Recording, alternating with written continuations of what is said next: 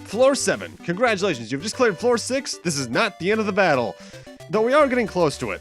Hello everyone and welcome back to Let's Play The Adventures of Lolo. In the last part we started off the game, and now we're in Floor 7, meaning we're actually in the last third of the game. And this is around the point where the game loves to start really spamming emerald framers all over the place as part of their solution. And I both like and dislike that because it relies more on you thinking ahead with the way placement should be, yes. However, it also means that if you screw up, you are basically guaranteed a death through the suicide button. Part of me would like if they did something more like this, where your puzzle solutions were more based around how you interact the enemies with each other, or something like that, you know what I mean? Like, say there's more snakes you need to use as eggs as such. Because then you at least need to think about conserving your shots as well, compared to just placing frames all over the place. Though levels like this occasionally are actually not a bad thing at all, because this is actually one of my favorite levels in the game. Because it requires you to think dangerously. And yes, what happened there was me screwing myself because there was no way I can get that block back down. Also, the Rocky in this level just feels superfluous because there's no real threat he poses to you.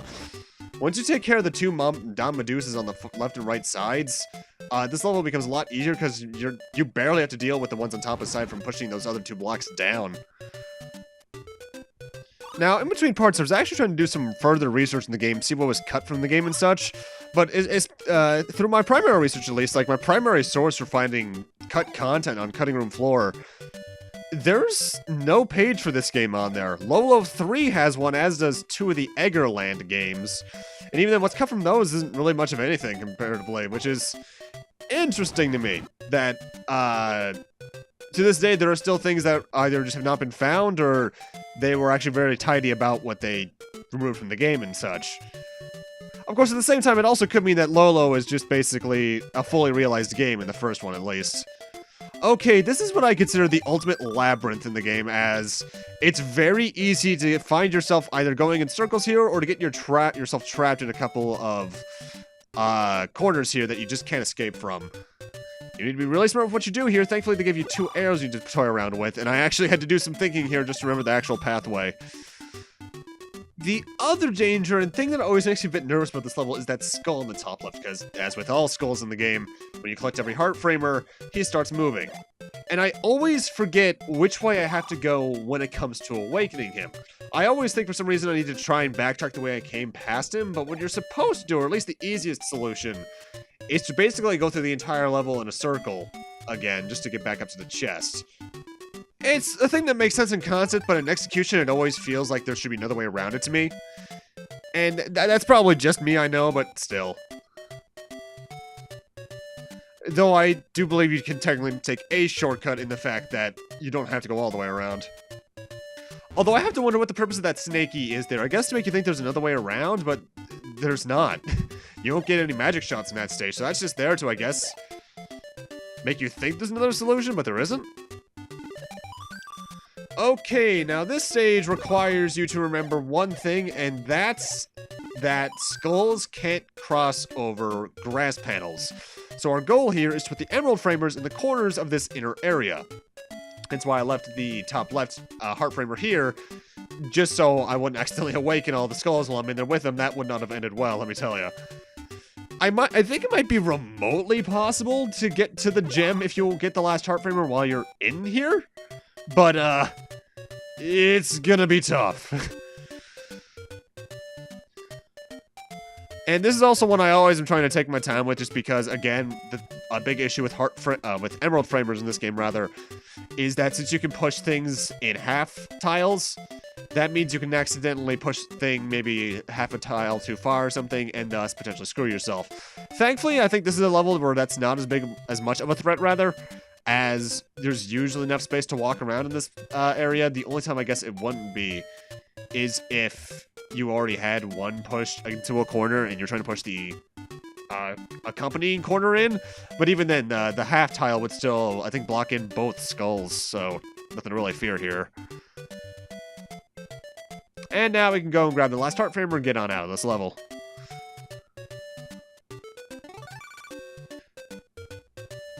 Now, with that floor done, by the way, because we're now done with floor 7, something that to this day I've found somewhat inconsistent in this game is the difficulty. Yeah, the floors grow in difficulty as you go through, but the difficulty of the rooms within said floors are inconsistent. Some are very quick and easy, others are very slow and tedious. And that would make sense to me if, say, like, the first room was the easiest room in the floor and so on and so forth, but it's not always like that. And I guess it's just because it's a puzzle game that feels kind of wrong. I suppose it could be the idea of breather rooms, but still. Honestly, when it comes to a good difficulty curve in a puzzle game, the first Portal had that down pat pretty well. Portal 2 to some extent, outside of the multiplayer, because I think the multiplayer started at like a 7 on the difficulty scale and then kind of just grew as you went through. Doing that with my cousin was all sorts of difficult, but a fun difficult, I should stress, because we were shitting on each other the entire time. But that's always something you need to be very careful about in puzzle games that aren't like Tetris kind of puzzle games where it's arcade-based and scory.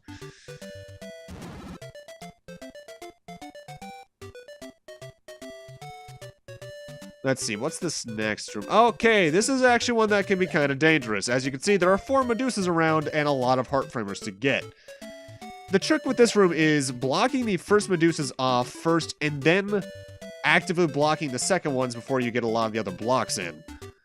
You don't need to really worry about the gulls hitting you. The Medusas are your only threat here. This level actually was probably one of the scariest ones to me as a kid, just because Medusas, as you know, as I've said before rather, are scary to me. And the other thing is, something I always overthought with this level is that the 2 Emerald Flamers on the bottom of the stage actually played a part in the solution. They don't. Your goal is to actually get them out of the way as soon as possible, just so you can actually push blocks down here and around the Heart Framer. That took some learning and getting used to as a kid. Mind you, I suppose this is also the game in a way that taught me that not everything in an area is a part of the solution. Sometimes it's part of the problem. And I like that. I'm glad this game taught me that. In fact, I don't want to say I'm amazing at puzzle games now, but if it's a puzzle game with a campaign, I generally have not too many issues with it nowadays. And I want to say this game is what helped me. That was dumb. This is a stage where they actually require you to keep in mind the half-tile thing, because it's the only way you can grab this heart framer and survive. I mean, I'm glad they at least eventually incorporate that, but it can still be kind of dangerous. You need to be careful there. This level has a mistake you can make very early on that makes the ending of it much harder. You see, what we have to do here is take the blocks from the top left corner and push them to the direct sides of the Medusa to get the heart framers, obviously. However, the thing is about that is the difficulty of this level depends on which framer you got last.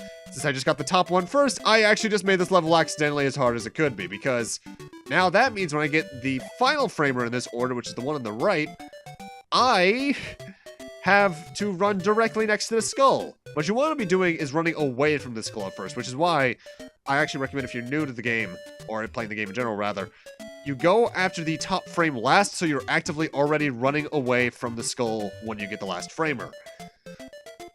Trust me, that will save you not a lot of headache, because this is already a fairly easy level, but it'll save you a life, which, mind you, not that lives really mean anything in this game, given the fact that every level's a checkpoint in and of itself, even for a continue.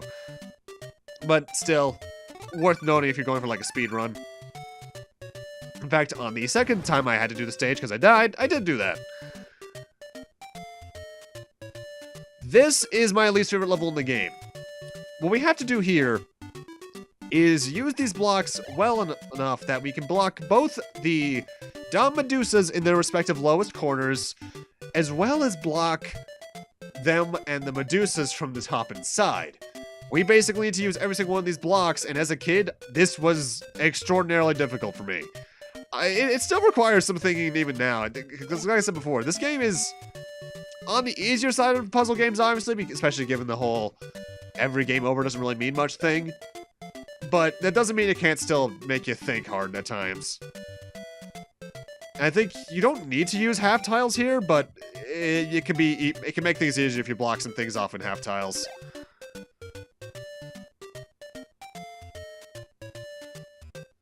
And it doesn't help that you can get yourself stuck like that. I did do one thing different on the second playthrough, though, in that I actually went through a different block third, obviously. Just because it's easy to get yourself trapped there. The later on I got in this playthrough, though, the more I actually had to make sure I was doing things right in terms of hesitation. And I'm sure that happens for a lot of people in puzzle games, but in this one in particular, I had to think, like, am I doing this right? Which, again, happens to us all, I think.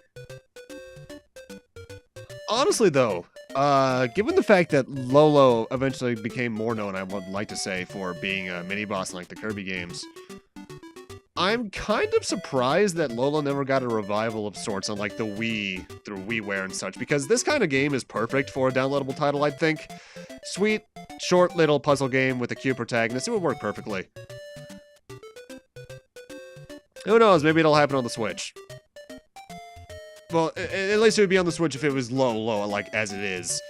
If they were to do more so like the whole Bloodstained Castlevania spiritual successor thing, they'd probably just do a completely original character and it would be on all markets, but if they were doing Lolo as it was, I believe HAL still owns the trademark for this character.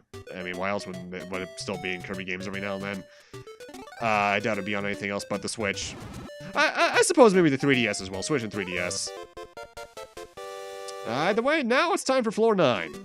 Congratulations, you've just cleared Floor 8. You're almost at the Room of the Great Devil. Finally, different text! And Floor 9 introduces us to the final kind of environment tile, lava. The difference between this and water isn't that great. The only difference is that it makes eggs and bridges disappear after a quicker amount of time. Or rather, it'll make eggs dissipate more quickly, and it'll actually cause bridges to dissipate should you place them on it eventually. And that room is just pure reflexes. It is actually, in a way, it reminds me of Klingerwinger from Battletoads, only a lot more forgiving. Because Klingerwinger is hell. If I recall, isn't it also where the glitch is in Battletoads for 2-player, where it doesn't allow you to progress without some sort of fan patch or something? This level I also had a lot of troubles with as a kid, because for some reason when I was a kid, it was always the levels that had a lot of emerald framers. I just couldn't visualize too well. That has thankfully changed, but that's probably because I played this game so much that changed. I do have to wonder, though, and this is purely personal conjecture. We owned the first Lolo as a kid, obviously, but I wonder why we never owned the sequels in my house. I would assume it's because either they just never knew they existed, or they knew they existed, but they wanted to make sure they beat the first one first. Ah, shit, that's a screw up. Well, and if it's the latter, that would make sense for my family, because, well, if they wanted to wait until after they beat the first one to make sure they could conquer the sequels, they didn't beat it until I just did the really dumb thing and ran through the final stage and beat it. Which, you know, I'll get more into that later, but I think the way they end this game off is actually kind of genius. Either way, you do need to be a little bit careful here at the end of this stage, because you need to make sure you egg these first 2 galls, because their fireballs will reach you otherwise. You can actually use them to block off the second row, but that can be dangerous. Okay, now this stage is a bit annoying depending on timing and leapers. What we need to do here is get rid of 2 leapers just off the bat, just because they're redundant for the purpose here. Then we want to stand here so we can block off the Medusa with a leaper. And then for the last one, we need to dash over to right where this thing is here, just because it's the best place to put one. Because that'll allow you to block off the gall and not get shot immediately. However, you want to make sure you get this one before the one down there, because otherwise you're going to have some gall issues right in front of the chest. That one is mostly timing based, and that gave me troubles as a kid too, but that's just because my timing skills weren't that great as a kid. And this one also has a pretty interesting idea going on in it. First off, we want to go for these heart framers here in the top left, just because it's kind of, you need the bridge in order to get over to where the last one is. However, before we do that, we do want to block off one gall in particular, the one in the bottom right. And that's actually why when I was pushing those 3 blocks earlier, I pushed the middle one up so that I could get the bottom one and get it over there. However, the true puzzle in this stage lies in how to get to that last heart framer and collecting it without that gall shooting you. And the solution is actually surprisingly funny to me.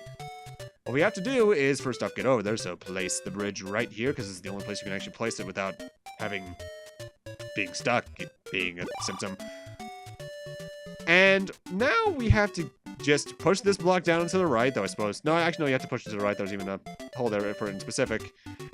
But here we go. Get rid of the snaky, collect the heart framer, you're dead. So what you have to do is shoot the snaky away, and then stand next to the heart framer until it respawns. That will block you from getting shot by the gall, and then you can just block the gall off with the snaky's egg. I think this is the only solution to this puzzle, and I just find that incredibly smart. Then you have to use the last magic shot to obviously block that gall off from shooting you, and therefore stage clear. That I think that's like the smartest thing this game does, and I love that. It's not the only time you have to use a respawning enemy in the game, admittedly, but it's the only one you need to use it to block something off immediately like that. I think the sequels do that a bit more too. Also, this is another stage where half blocks come in handy because blocking off these Medusas is annoying. You never need to worry about the one in the bottom left. It's the other 5 you need to worry about with the placement of. The galls you don't need to worry about either. Floor 9, though, I know I've called it the hardest in the game, and I honestly do think it is because I think it has some of the more annoying levels in the game, be it some of the block-based ones or the fact that these are the only real rooms in the game that make you use half tiles to your advantage. But at the same time, it's a good kind of hard. Floor 10 is hard for its own reasons, don't get me wrong, but I find that Floor 9 is a bit more consistent in its difficulty as well. And there we go. Speaking of which, on to Floor 10. This is the floor of the Great Devil. You're going to fight with the Great Devil, one-on-one. Good luck! Thanks? And it starts off with a pretty deadly level, actually. Now, as you can see, there's sand in front of the chest. This adds a layer of complications to this level, because no longer can you just, say, get all the heart frames and go right to the chest. The sand changes things a bit, because I think I mentioned in the last part. When you walk on sand, not only are you slowed down, but enemies can actually walk on sand, unlike, say, grass. So what's likely to happen your first time through, if you forget that, is you get the last heart frame, you're trying to go into the sand and get the chest, and one of the skulls walks on and kills you. So what this becomes is a game of figuring out the best way to roadblock these skulls into one area, generally the bottom half of the screen, while also grabbing the heart frames to the last because they can't reach you over there. Thankfully, on the whole, this isn't a hard stage. The biggest thing about it that's honestly annoying is the skulls themselves. Not just because they can get you on the sand, but because roadblocking them is a trial of patience.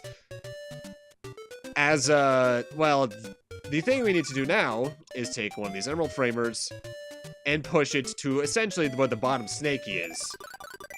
And waiting for them all to get down the lower half of the screen to do this is a trial in patience. Having 2 blocks is recommendable in case you want to, say, just, like, slowly shuffle them into one place at a time. But, this can take a bit. I want to say this is about a minute to 2 minutes of footage. However, once you get them all below the lower half of the screen, you can just walk on up to the gem, grab it, and we're on to the second room of Floor 10. This is probably one of the harder ones to do in terms of trial and error.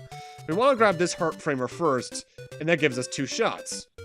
Those 2 shots, of course, give us access to any of the 4 leapers down below. However, the leapers are going to try and follow us, which is going to be annoying. So what we have to do is screw up immediately like that, like a dumbass.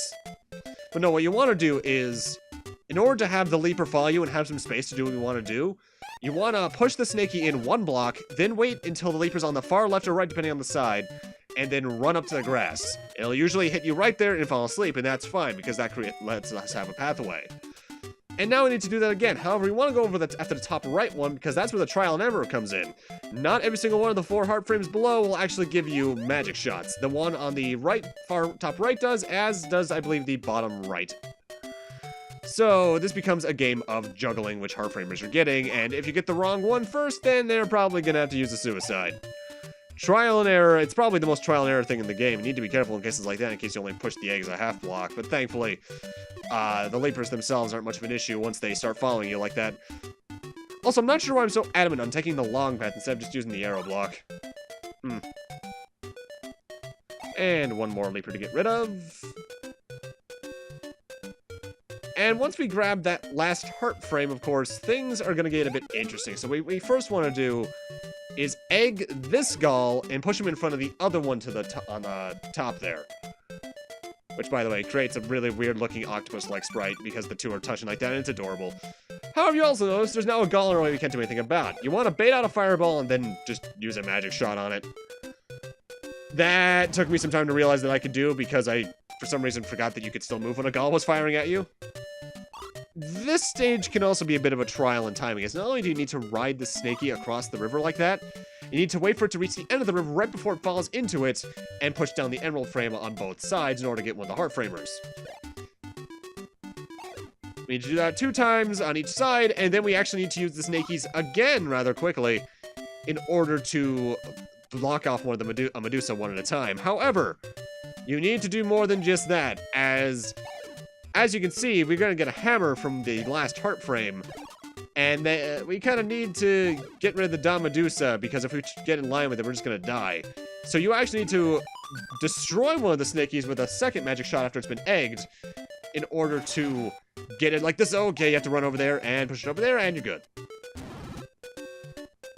And time for the second to last stage in the game, if my memory is being correct. We actually start off rather easy, as we just have to get move the emerald framers in front of the Medusas to get those heart framers. But then we have to be a bit complicated, because we have to use this one Snaky to basically do everything in this level from here on. Be it egging him, moving him in front of the Medusa, grabbing the heart framer there, like an idiot, and accidentally forgetting to press right instead of left. We also need to get rid of the Snaky immediately, wait for it to respawn so we can also block off the Dom Medusa to the right. I want to say enemies take around 5 seconds to respawn. And block the Dom Medusa in. Grab that heart framer and destroy it immediately, getting it out of the way quickly, because we need to use it a 3rd time in order to make sure we can actually get up to the gem, because the only way to get to there is through the Dom Medusa's pathway. So not only do we need to destroy the block and get behind the snake again really quickly, but you also need to do the other thing by blocking it to the bottom. Though I suppose you could just wait for it to get to the lower part of its original roaming territory and then just block the snaky off with it. Block it off with the snaky there. And right here, you just need to egg one of the skulls and push it in and grab the gem, and you're free. And now it's time for the final level, which I actually love the way you solve this one. You see, compared to the last few levels, you've had to really think out your solutions and such. In this one, you just need to block that Medusa off with one of the Galls, because the first heart frame is right there. Then you need to get to the center of these 2 bridges and gun it. I don't know why, but I find that to be a really funny way to end off the game, because once we go through that door, game over.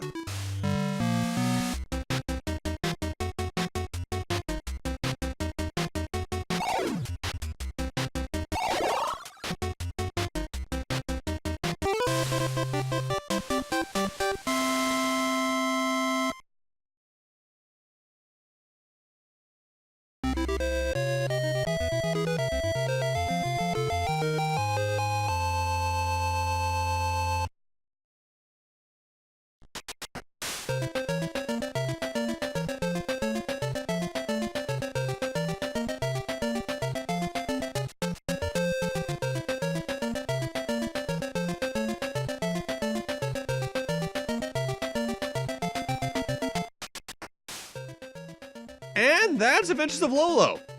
It's a cute little puzzle game. A bit bare at times, but at the same time, everything works as it should. There's no real bugs in this game as far as I've ever seen. And it can be both easy and difficult, and it's a good game for kids, I feel, because I think it can tax their brains in the right way without being overly difficult.